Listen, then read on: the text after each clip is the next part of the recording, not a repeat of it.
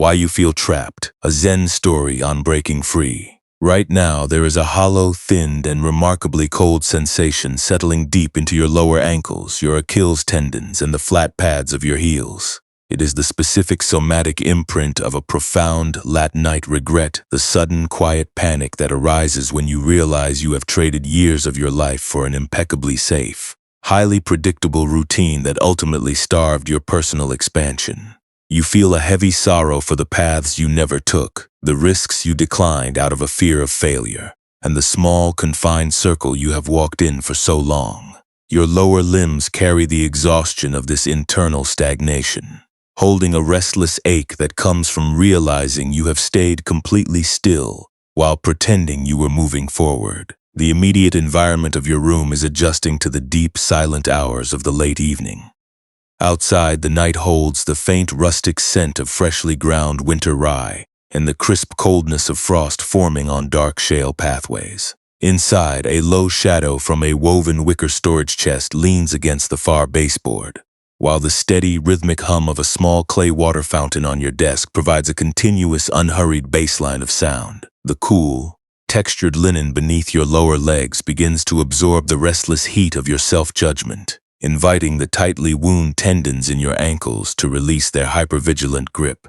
If it feels right, take a slow breath, letting your heels drop heavily into the support beneath them, allowing the heavy ledger of your past choices to slide away into the dark. You are not broken. What you are feeling in this hollow, thinned ache at the base of your posture is not failure. Nor is it proof that your life has been permanently wasted because you chose the sanctuary of a predictable track. The quiet grief you carry tonight is actually a vital sign of life, a clear indication that your true spirit is ready to expand beyond the narrow borders you built to survive. Tonight, we will not force the mind to be silent, and we will not aggressively demand that you forgive your past caution by decree. Instead, we are going to learn how to change your relationship with the circular groove you have worn into your days. You do not have to solve your whole life tonight, dear friend, and you do not need to rewrite your entire biography before you are permitted to let your body stop tracking its progress. Right now, nothing is required of you. There is a striking paradox hidden within the core of Buddhist wisdom that directly meets the specific sorrow you are holding. We often assume that our suffering comes from our inability to build a permanent, perfectly secure refuge in this unpredictable world. Yet the deep insight of the Zen tradition reveals that the very act of constructing an absolute sanctuary out of routine is what causes our deepest spiritual confinement. We lock ourselves into a rigid, circular track out of fear of the unknown, believing that if we keep our lives small, predictable, and measurable, we can protect ourselves from the pain of failure. But this is the great illusion of safety. Trying to find peace through total predictability is like a heavy stone block continuously grooving a deep, smooth trench into a granite millhouse floor. The stone moves constantly, grinding the grain day after day, yet it remains completely trapped within the exact same circular track, never touching the vast, unmapped forest that lies just beyond the millhouse window. Perhaps you have felt this too, the sudden, suffocating realization at midnight that the routine which once kept you safe has now become the very cage that prevents you from breathing. The mind turns inward, transforming your past caution into an instrument of intense self-judgment, whispering that because you chose comfort over courage, your potential has been permanently spent. This is the mechanism that adds a second wound to the original limitation of your life. The first pain is simply the reality of living in a world where time passes and choices must be made. The second pain is the cruel commentary you strike against your own ankles, declaring that you are ruined simply because you stayed on the safe path. But the stone track under the millstone does not dictate the wide landscape of the mountain.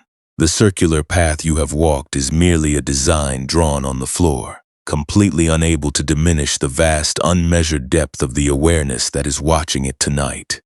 In a few moments, our attention will journey toward a damp, shadowy stone mill house built over a freezing glacial stream, where a middle-aged copyist sat staring at a deeply polished groove in the floor, feeling the exact same existential suffocation that is weighing down your spirit right now. But before we enter that quiet workspace, Allow your awareness to notice the physical weight of your lower body. Let the pads of your heels spread wide and heavy against the sheet. Let the joints of your ankles go completely slack, and let your lower back release its tight coordination. You are safe enough to soften right now. The world will manage its own momentum without your frantic inventory for the next few hours, and every missed opportunity, every unchosen path, and every safe routine can remain suspended in the dark. We spend so much of our vital energy treating our presence as a metric of distance covered, believing that if we haven't advanced along a grand, linear highway, our existence carries no value. We evaluate our worth by how many new territories we have conquered. And then we wonder why our lower legs feel so hollow and cold when the day ends. But the heavy wooden axis of the water wheel does not feel a shred of guilt for staying in its place through 30 winters. And the stone floor does not apologize to the river for remaining unmoving beneath the timber. The suffering you experience does not come from the simple fact that you chose safety in the past. It grows from the current resistance that refuses to let the circle be a circle, without demanding that your history be immediately erased. Let another breath arrive naturally, without you needing to measure its capacity or direct its flow. Let it fill the spaces behind your knees, down through your shins, and out through the tips of your toes. You are nothing more than a living form resting in a dark room, completely free from the timelines, benchmarks, and expectations of the waking world. In the deep silence that is growing between us, the cold evening air is moving through the shale pathways outside, requiring no achievements and demanding no progress before it settles over the frozen earth. Let your awareness sink into the simple, cool texture of the cloth against your skin, as we prepare to step onto the worn granite floor of the old mill house, where the keeper is waiting to show us how to let the wheel come to a complete halt. Deep within a damp, shadowy canyon where the walls rose so high they almost swallowed the winter sky, a massive stone mill house sat perched over a freezing, rushing glacial stream. The air inside this heavy timber structure always smelled of freshly ground winter rye, cold water spray, and the sharp, greasy odor of animal lard used to keep the great oak gears turning smoothly. In this dim workspace lived Seiji, a middle-aged monk who had spent 20 winters working as a low-level administrative copyist for the temple on the upper cliffs. Seiji moved through the damp rooms with a slow, hesitant step, his lower legs permanently stiff, carrying a hollow, freezing numbness deep within his ankles and the flat pads of his heels. For 2 decades, he had lived in the absolute safety of the temple's accounting room, turning down every opportunity to travel beyond the gates, his spirit now crushed by the sudden, terrifying realization that he had traded his entire youth for a completely unmapped and insulated existence. During his early years as a novice, Seiji had been invited by the elder monks to join a pilgrimage across the distant mountain passes to study at a sister monastery by the sea. It was a journey full of unpredictable roads, raw weather, and the potential for failure. And out of a quiet, deep-seated fear of the unknown, Seiji had begged to remain behind, to organize the daily grain tax ledgers. Year after year, he sat at the exact same cedar desk, dipping his brush in black ink, watching other monks return with weather-beaten faces, broad horizons, and deep internal resilience. The routine kept him safe from discomfort. Yet as the gray began to thin his hair, the safety transformed into a suffocating cage, leaving him to look at his smooth, unblemished hands with a bitter, heavy sense of existential stagnation.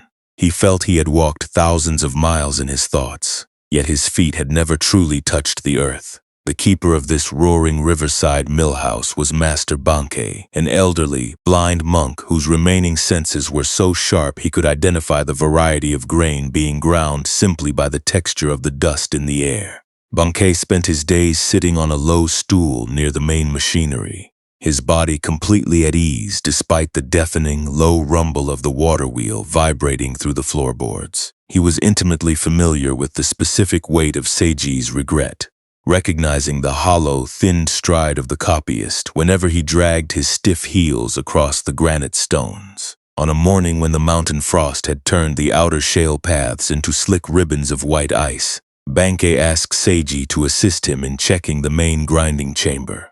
The room was cold, lit only by the pale light filtering through the high clerestory windows. casting long geometric shadows across a massive granite slab that formed the floor. In the center of the space stood the great upper millstone, an immense circular block of gray rock that had been pushed by the water wheel through 30 winters of continuous labor. Beneath it, carved deeply into the solid foundation stone, was a perfectly smooth, circular trench, a polished groove worn 2 inches into the granite by the relentless, repetitive path of the millstone. Seiji stood with his arms crossed tightly against his chest, the cold numbness in his ankles intensifying as he watched the blind master run his rough fingertips along the polished groove. The apprentice assumed he was about to receive a strict lecture on the virtue of endless repetition and discipline, his throat tightening as he prepared to defend the quiet misery of his administrative safety. Master Benkei did not offer a standard sermon, nor did he command Seiji to find a new path up the cliffs. Instead, he took a handful of raw, coarse winter rye kernels from a nearby wicker bin, scattered them lightly into the smooth circular groove, and signaled for the water gate to be opened. The great timber wheel outside groaned. The oak gears meshed with a heavy rhythmic thump, and the upper millstone began to revolve, grinding the grain into a fine pale dust as it traveled its predictable, unvarying circle on the stone floor. Benkei reached out, caught Seiji by the wrist, and instructed him to step directly onto the unmoving edge of the granite slab, asking him to observe where the stone was actually going. Seiji watched the heavy block complete 1 full circle, then another, the dull hum of the wood vibrating through the soles of his feet. His voice was thick with an unspent, hollow grief as he replied that the stone was going nowhere at all. He observed that despite its immense power, its continuous motion, and the mountains of grain it had processed over decades, the millstone remained completely trapped within the exact same 2-inch groove it had carved for itself, never once moving an inch closer to the wide, wild forest visible through the open doorway. He confessed that his own life felt exactly like that circular trench, a deeply polished routine that looked like work, looked like progress, but had ultimately kept him confined to a single courtyard while the true mystery of the world passed him by. The blind master let go of the monk's wrist and leaned his back against the central wooden pillar. He explained that the millstone was designed to turn in a circle to grind the rye, performing its mechanical function perfectly. But a human spirit was never meant to mistake a functional routine for the actual landscape of liberation. Benkei pointed out that the polished groove in the floor was not a permanent law written by the mountain. It was merely a pattern worn into the surface by 30 years of fear masquerading as duty. The suffocating regret Seiji held did not come from the years he spent at the copyist's desk. It grew entirely from his current habit of standing over the circle, staring down at the depth of the groove, and believing that because he had walked it for so long, the wide world outside had closed its gates to his feet. Seiji remained motionless on the cold stone, the earthy, dusty scent of the rye filling his nose as the heavy machinery rumbled beneath his weight. For the first time in many winters, the rigid, icy constriction in his tendons began to thaw, allowing a deep, unhurried breath to expand the very bottom of his lungs. He looked past the turning millstone toward the open timber door, realizing that the safe, predictable track of his past was just a design drawn on a single floor, completely unable to block the vast, unmeasured paths that still waited for him the moment he chose to step off the track. Slowly, the heavy grounded stillness of that stone mill house moves into the quiet space of your own dark room tonight, letting the image of the polished circular groove mirror the exact condition of your own stagnant heart.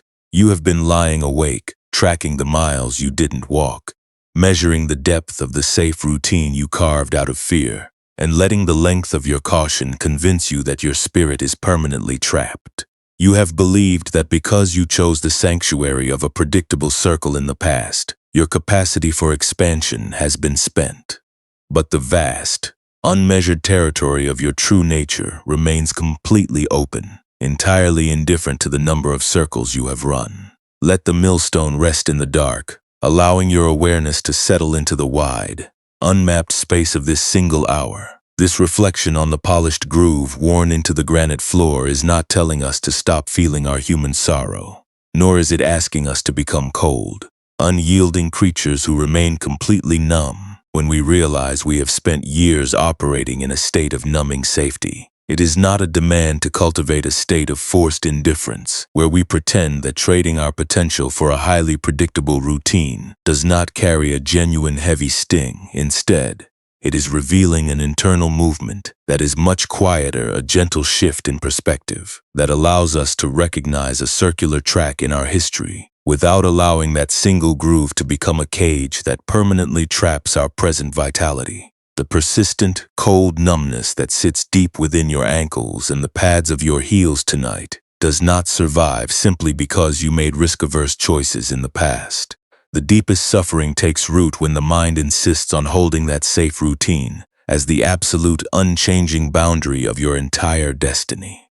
When we view this late-night restlessness through the clear, simple lens of Buddhist insight, we see that what we often describe as attachment is actually that tight, defensive knot in the lower limbs that insists, until I can somehow rewrite the decades I spent in caution, my current spirit must remain in a state of active, burning regret. It is the exhausting habit of locking our fundamental peace into a past ledger that cannot be altered by our midnight anxiety. We treat our sense of life as if it were a linear highway that must never have a detour or a standstill. And when fear keeps us in one place, we believe our actual substance has been ruined. This is the modern reality of craving. It is the frantic, late-night driving that keeps us mentally replaying old decisions or dreading the unmapped future, hoping that one more round of self-punishment will somehow undo the caution and give us a different life. But a turning wheel down in the valley cannot yield up your freedom. No matter how many times you measure the depth of the groove against the dark ceiling. The years at the copyist desk have already passed, the tax ledgers have already been written. The frost has already dried on the stones. When we lie awake burning our vital energy to fight these unchangeable details, we are participating in a quiet internal process that adds a second wound to the first. The first wound is simply the raw, unavoidable limitation of being a human being who must make choices with imperfect information. The sudden realization that time has passed, the paths declined out of anxiety, the natural vulnerability of wanting protection from the unknown. These realizations are genuinely heavy, but they belong to the natural, unpredictable weather of existence. The second wound, however, is the one we strike against our own ankles when our thoughts turn inward and declare, because you chose safety over courage, you are permanently ruined, stagnant, and banned from the wide forest. Let this quiet realization sit directly next to the hollow, thinned ache at the base of your posture right now. Consider what happens when we replace that desperate desire for a different past with simple, spacious awareness. This quality of mind is not an academic exercise or a complex discipline that you must execute flawlessly before your eyes can close. It is simply the capacity to look directly at the polished trench in your routine, without allowing it to dictate the breadth of your current breath. It is the ability to observe the cold agitation in your heels, to label it gently as the old habit of self-protection, and to recognize that the groove belongs entirely to the stone floor, not to the wide sky watching it from above. When you allow the millstone to rest without continuously measuring the depth of the track with your thoughts, you stop feeding the friction that keeps your spirit raw. You let the caution exist in the past while you remain unmapped in the present room.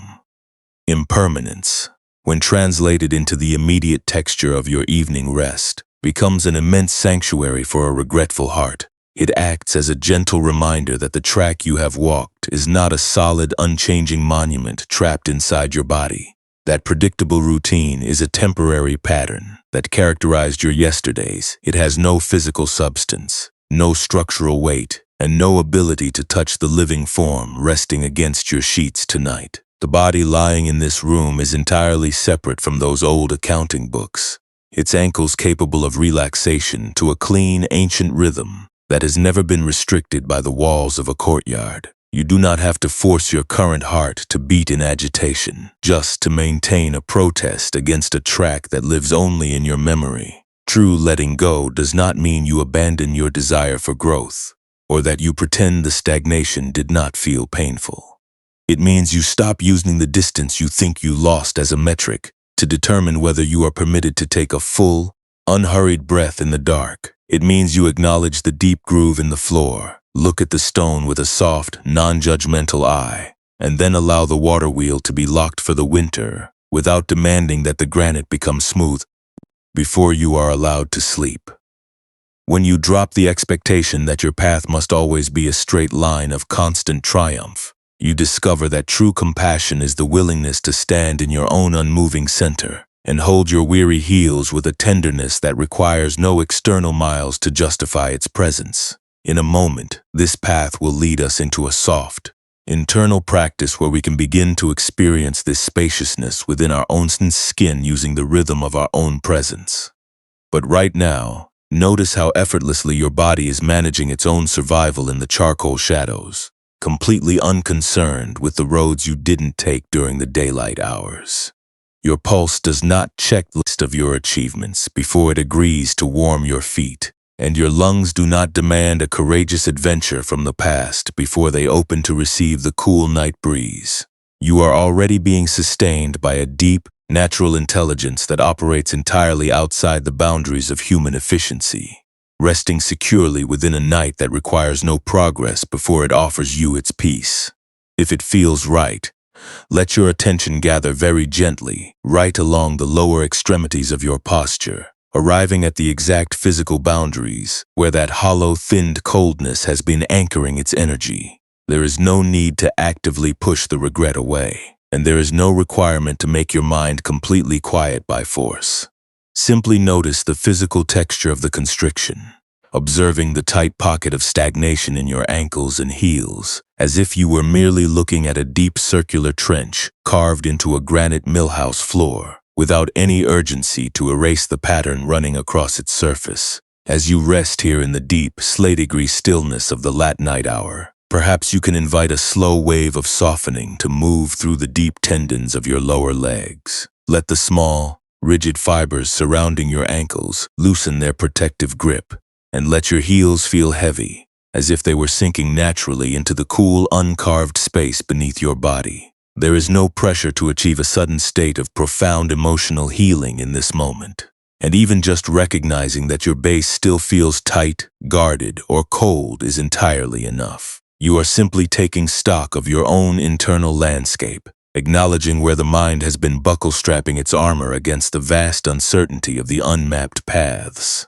Right now, let the specific memory of that safe, predictable routine float up into your awareness, perhaps the exact decision where your potential was traded for protection, the heavy sorrow of looking at the years spent in a single courtyard, or the general, heavy worry that you will never expand if you stay on this track.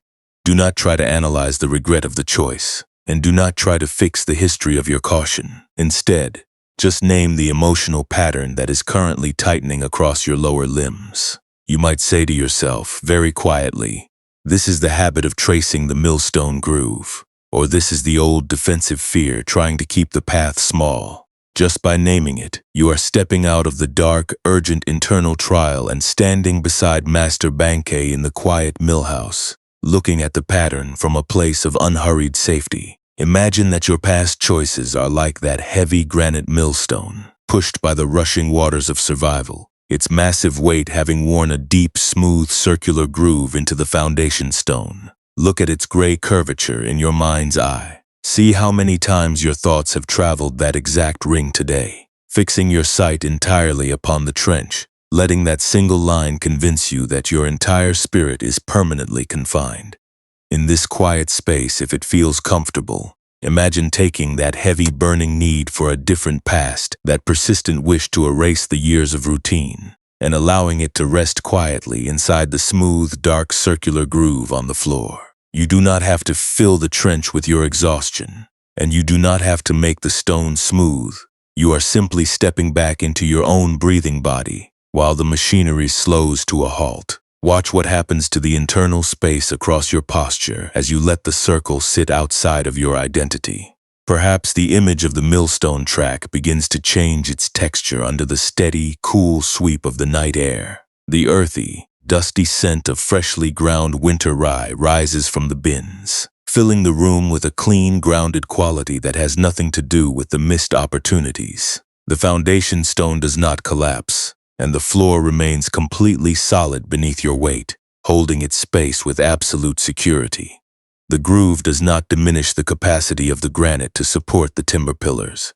It is simply a design on the stone, entirely separate from the deep, untouched substance of the forest outside. If your thoughts begin to drift back toward the cliffs, the unchosen roads, or the decisions you wish you could rewrite to prove your courage, you can return to the simple, rhythmic expansion of your lower lungs whenever you are ready. There is no failure in a mind that wanders back to its grooves.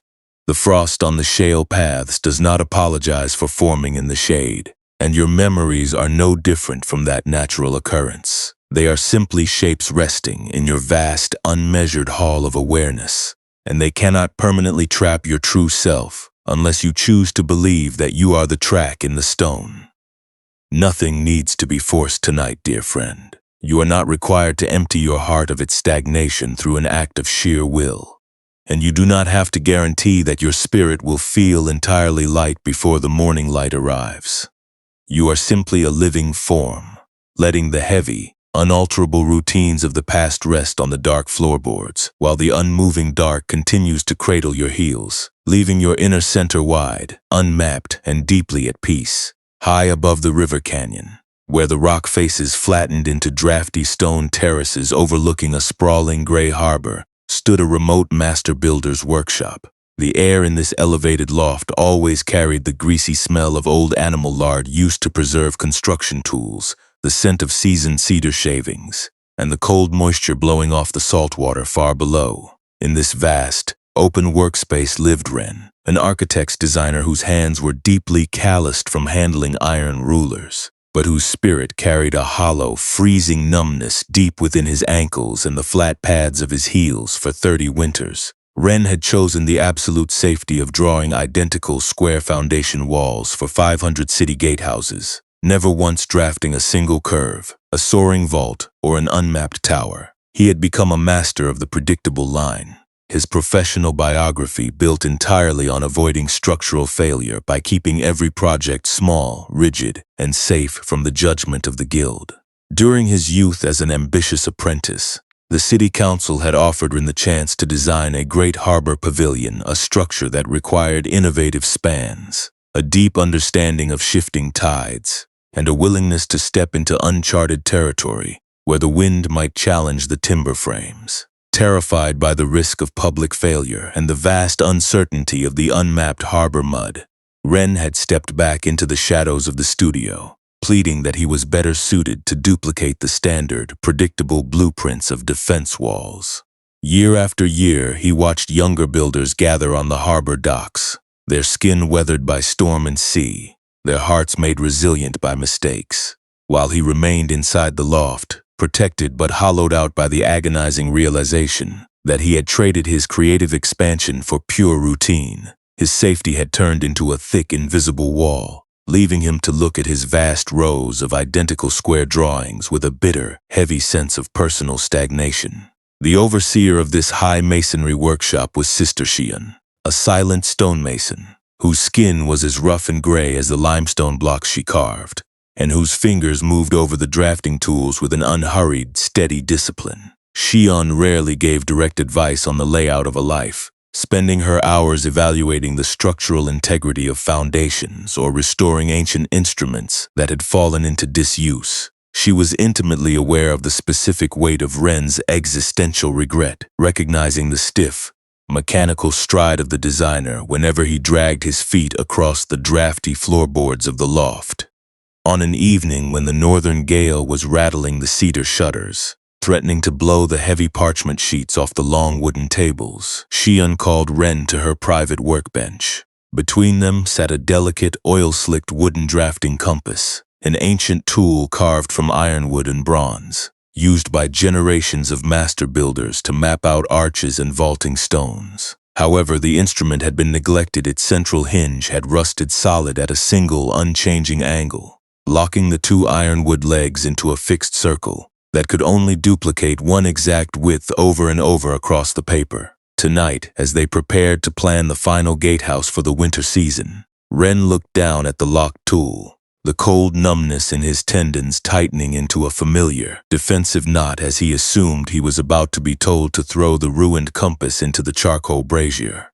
Sister Xian did not reach for a file to break the rusted hinge, and she did not offer empty reassurance regarding the creative paths he had declined in his youth.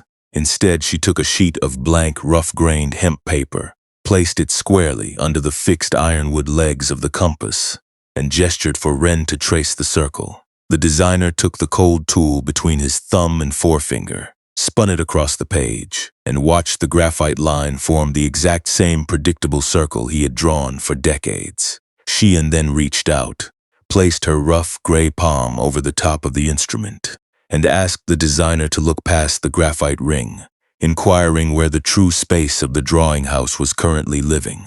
Ren stood perfectly still against the drafting table, the howling wind from the harbor vibrating through the soles of his boots as he stared at the small, perfect ring on the page. His voice was thick with an unspent, hollow grief as he replied that the compass was completely trapped within its own rust, unable to touch the vast expanse of the paper that lay outside its fixed radius. He confessed that his own life felt exactly like that ironwood instrument locked into a single angle of safety out of an old fear of failure, repeating the same safe boundaries while the wide, magnificent landscape of creative mastery remained entirely untouched and out of reach. The old stonemason did not contradict his sorrow, nor did she promise that his past choices could be magically erased from the ledger. Instead, she slowly slid the paper away from beneath the compass, leaving the naked point of the instrument resting directly on the wide, uncarved surface of the heavy timber workbench. She pointed out that while the tool could only trace one specific width, the workbench itself was vast, solid, and completely supportive, holding the compass perfectly steady, regardless of the angle at which the hinge was locked. Xian explained that the space outside the fixed circle had never ceased to exist, and that the workbench did not judge the tool for its rust. The instrument was still fully connected to the entire foundation of the building, entirely independent of the lines it drew on paper. Ren remained motionless in the drafty loft, the sharp, metallic smell of the tool oil filling his senses as the wind roared against the cedar shingles outside. For the first time in 30 winters, he chose a small, profound shift of internal discipline. He simply paused, took one long, unhurried breath before his thoughts could form a defensive argument, and allowed the reality of his safe, rusted past to exist without treating it as a permanent sentence of unworthiness. He stopped the habit of treating the fixed circle as if it were the absolute truth of his entire identity, accepting that the wide paper of his awareness was spacious enough to hold both a rusted compass and an unmapped horizon. He laid the ancient tool down gently on the timber desk, turned his eyes toward the dark harbor below, and let the desperate need to rewrite his youth dissolve into the vast, silent night. When we cast our attention backward over the landscapes of our own choices, we begin to decode the hidden emotional engine that converts a long history of safety into an ongoing sentence of internal friction. We often assume that our Latinite exhaustion is a direct consequence of the physical routines we built or the actual hours we spent sitting within our safe boundaries. But if you observe the quiet, hollow coldness currently settling deep into your lower ankles and the flat pads of your heels, you will find that the real consumer of your vitality is the continuous hidden act of resistance. It is the energetic strain of refusing to let the compass be rusted, without trying to tear apart the entire drawing house, the desperate attempt to manipulate an unalterable past reality through the application of your own suffering. We treat our minds as an active laboratory of defense, continuously whipping our current muscles with the memory of the risks we declined, operating under the tragic delusion that if we keep our skin raw and alert, we will somehow rewrite the history of what we chose. This is the exact point where we can begin to separate the original weight of existence from the elaborate psychological armor the mind builds on top of it. Buddhist wisdom approaches this dilemma with a beautiful, direct distinction between the first pain and the second pain. The first pain is simply the raw, unpolished impact of being alive in a world constructed out of unpredictable currents and limited time. It is the sudden realization that years have passed, It is the sight of the younger builders moving onto the harbor docks. It is the natural limitation of having chosen security when the horizon was wide. These occurrences are genuinely heavy, yes, but they belong to the basic, unpreventable weather of human fallibility. We cannot control the arrival of the first pain, for the rusted hinge does not ask the permission of the designer before it locks into place during a freezing winter season. The true torment begins when our thoughts take that first pain and knead it into a permanent moral identity, actively constructing the second pain out of our own resistance. The second pain is the elaborate mental trial we host right along our lower limbs, where we translate a temporary pattern of caution into a definitive commentary on our absolute capacity for freedom. We do not simply notice that we have walked in a circle. The mind turns inward and whispers, "Because you chose safety over courage, you are fundamentally ruined, stagnant, and banned from the wide timber pavilion." We do not just navigate a predictable routine, our thoughts declare. This fixed track is proof that your core is inherently flawed. This is the mechanism of turning pain into identity, the unfortunate habit of mistaking a single graphite line for the actual, load-bearing substance of the vast timber workbench beneath it. When we exist within this pattern of self-judgment, our awareness spends its late-night hours rehearsing the future and replaying the past, frantically attempting to build a wall of hypervigilance against the terrifying landscape of existential uncertainty. We stay awake repeating the details of our past caution, because we believe that our burning regret is a form of protection, that if we keep the grief alive and raw, we will somehow force ourselves to be brave tomorrow. We develop an insatiable need for internal approval, trying to fix the self through a subtle application of shame, using our self-punishment as a temporary payment to satisfy the internal prosecutor we carry in our skin. But trying to heal your stagnant spirit through the accumulation of mental suffering is like trying to fix a rusted compass by covering the ironwood legs with dry cedar shavings. The rust remains trapped in the joint, waiting to restrict your movement the moment the wind drops. True self-forgiveness does not manifest because you have finally forced every unchosen path to reappear before your eyes perfectly. It begins with the radical, quiet realization that peace is not the absence of difficulty. It is an entirely different relationship with the difficulty itself. It is the willingness to stand in the drafty masonry loft without immediately picking up the iron rulers to hit your own heels. When you allow the reality of the fixed circle to exist without transforming it into an absolute verdict on your soul, you are stopping the second pain before it can plant its roots in your body. You are choosing to sit on the worn floorboards in the dark, letting the circle be a circle and letting the vast paper be vast, without needing to apologize to the universe for the direction of your previous lines. As you let the linen support the heavy framework of your lower legs right now, notice how the desperate urge to rewrite your youth begins to lose its grip when it is met with simple, non-judgmental presence. You do not have to settle the record of your entire career before the night ends, and you do not need to guarantee that your creative energy will be fully restored by tomorrow morning. The path toward inner freedom does not ask you to become a magically perfect creature who never experiences the sting of a missed opportunity. It simply requires the very small, very steady discipline of noticing the cold loop along your ankles, naming it as the old defensive fear, and refusing to give its declarations the authority of truth. You are the vast, open loft that holds both the straight line and the wide ocean. You are not the fixed angle that is currently loosening in the dark. In a moment, this gentle insight will move even closer to the small, ordinary triggers of your modern life, showing us how to carry this soft hand into the waking world without guilt. But for now, let your attention sink down into the quiet, unmoving center of your lower heels. Let your lower posture expand outward on its own natural rhythm, taking up all the space it requires in the slate-gray shadows, completely free from the narrow metrics of linear progress. You are safe enough to drop the protective armor right here, leaving your spirit as unblemished, wide, and supportive as the heavy timber desk before the first circle was ever drawn across its surface.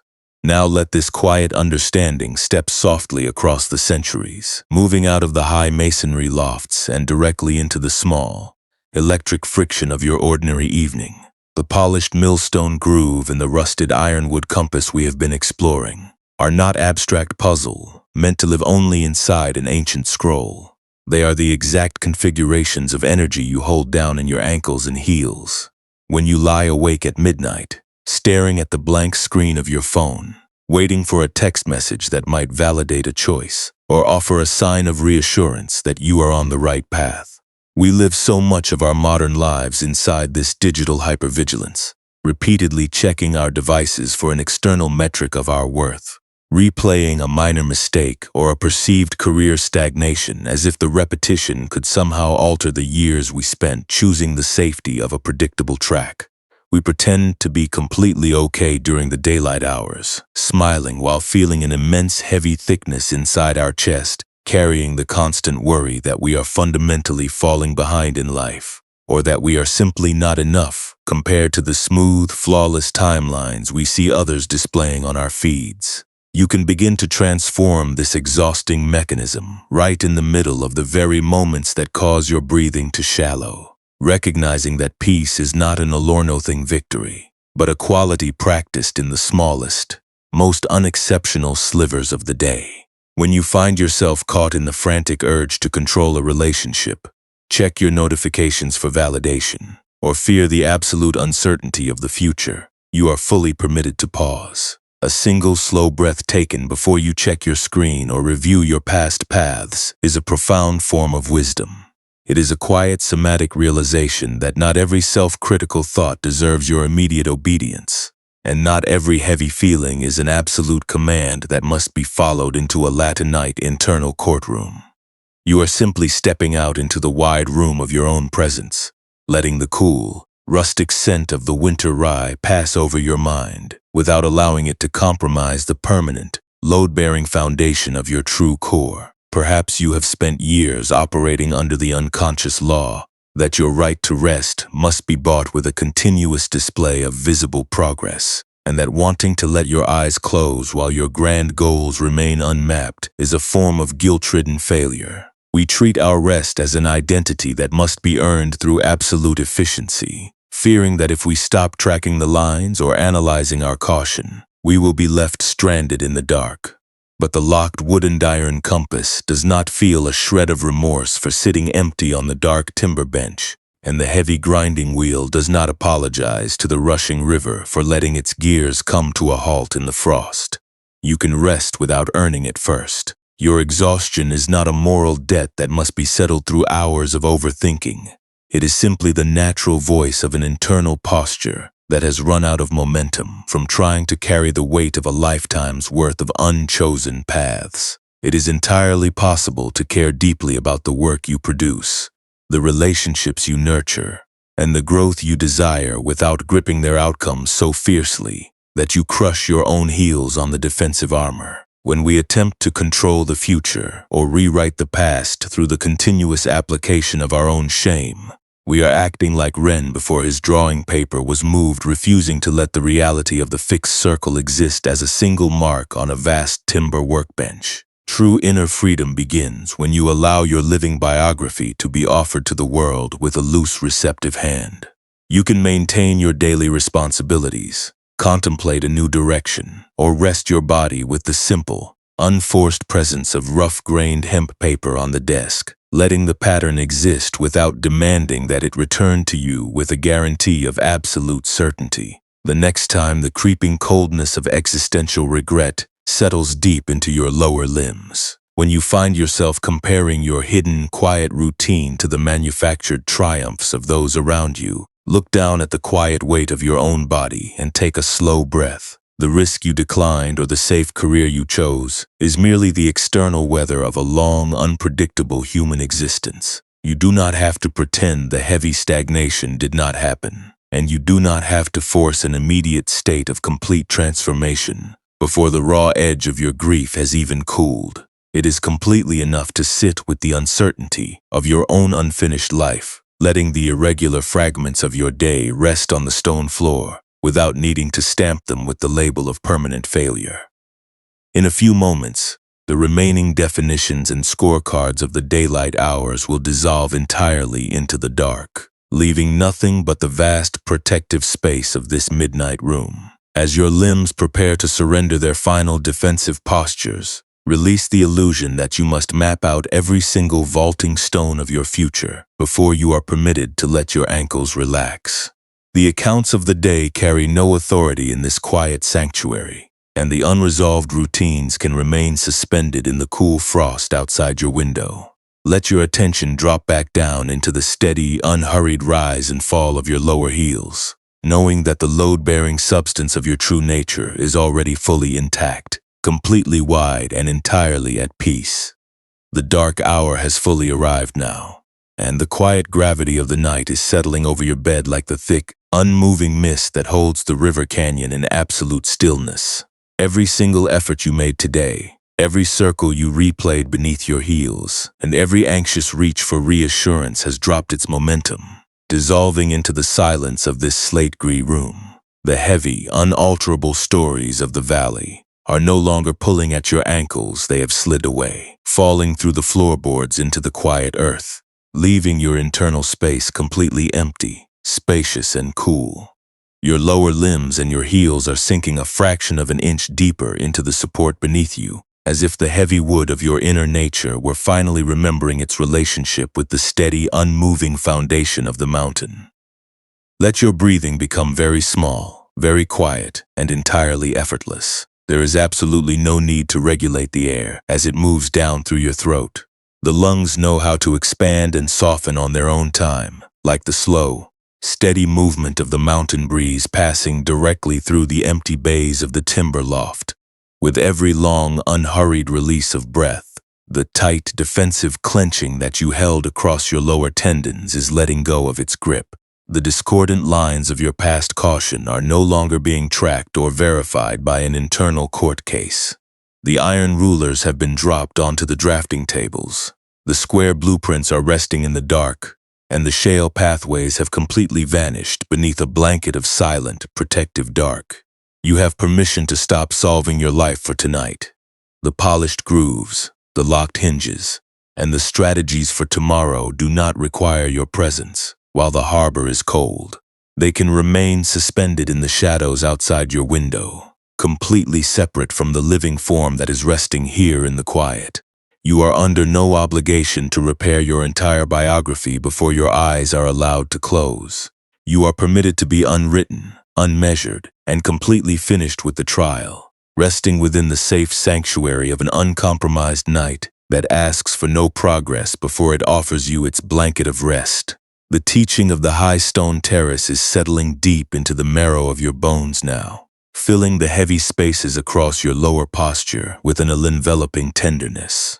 You are returning home to the pristine silence that was always waiting beneath your desire to alter the path of your youth, the vast, unmeasured awareness that cannot be thinned because it belongs to the wide, uncarved timber of your own presence. Let the universe carry its own silent turning for the next few hours, while your spirit drifts further away from the language of linear highway metrics and transactional approval.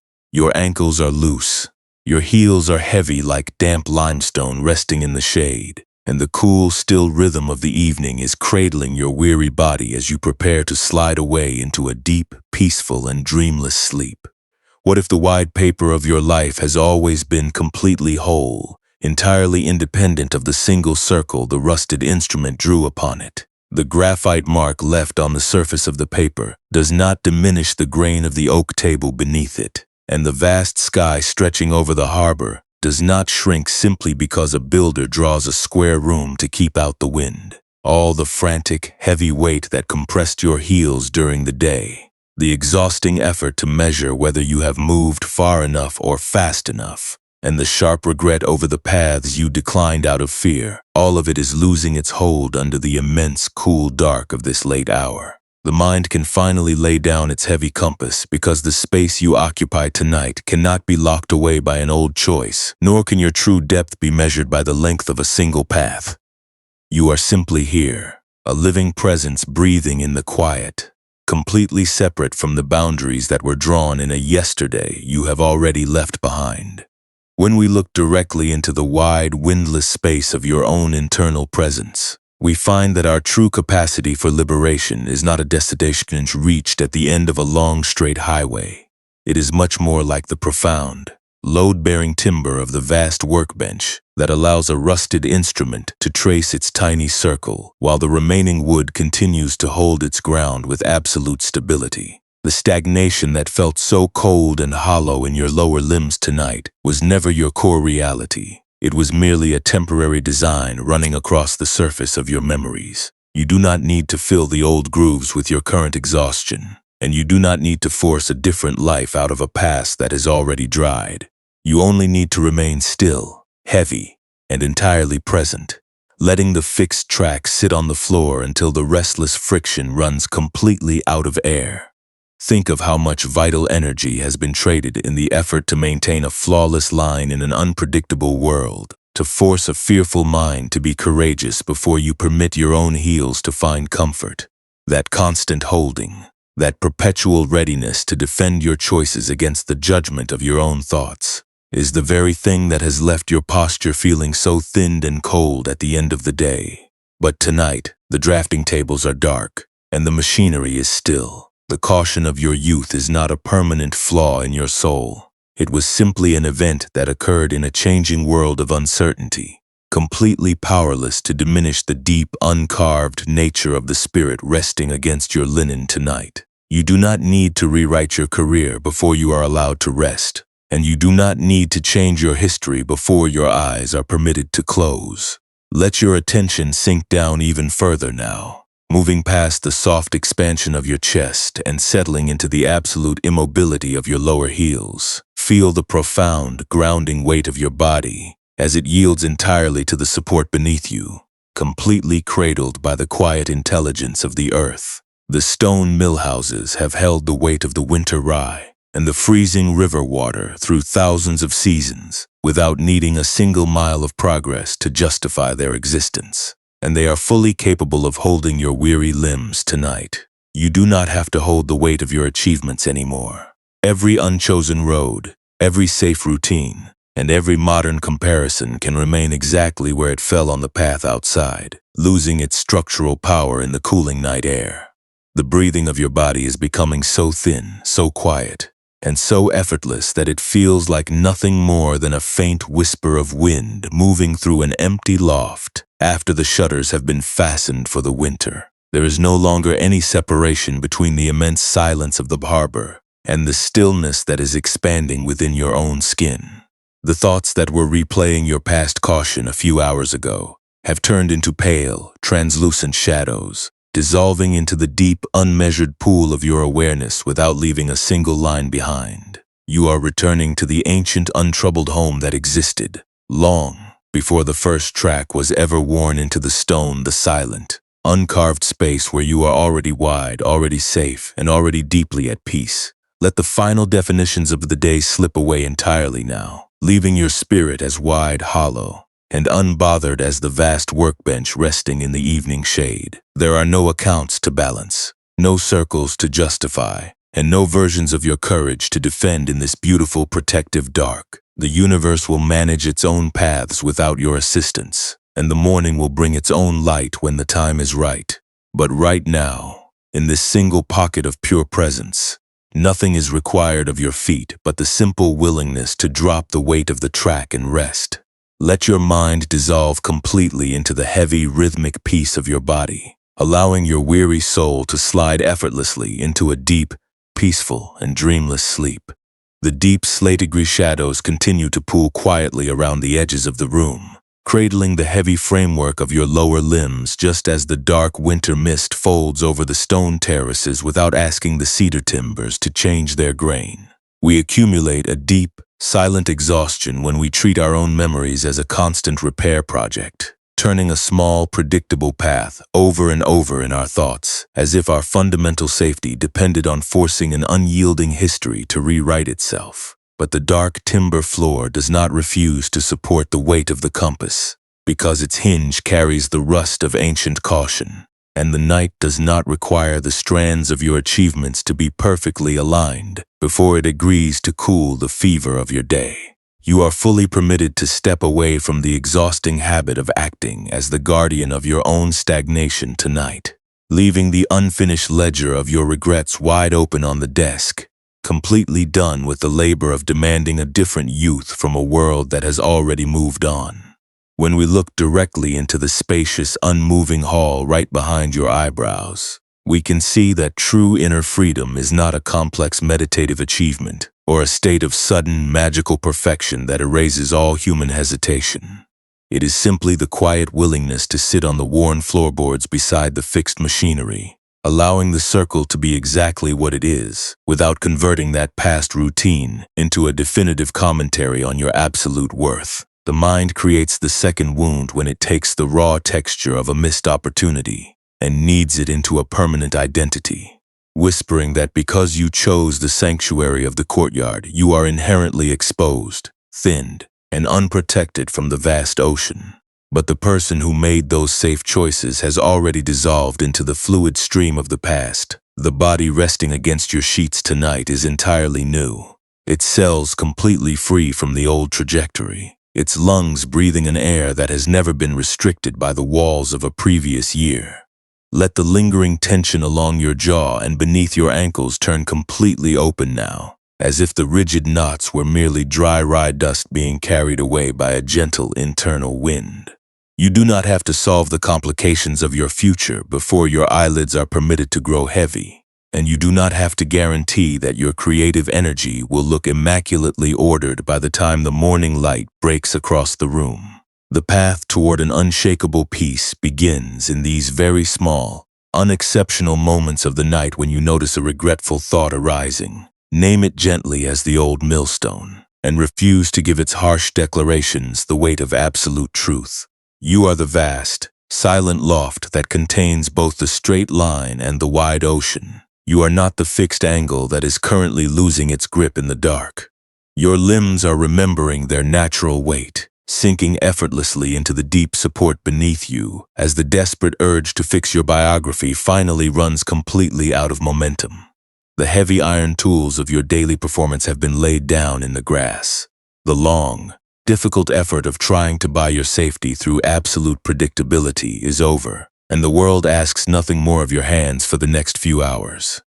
Every unchosen direction, every safe routine, and every modern comparison can remain exactly where it fell on the path outside, losing its structural power in the growing dark. You are safe enough to drop the defensive armor right here, letting your breath become so thin, so quiet, and so unhurried that it feels like nothing more than a gentle ripple moving through a cool mountain pool that has completely run out of wind.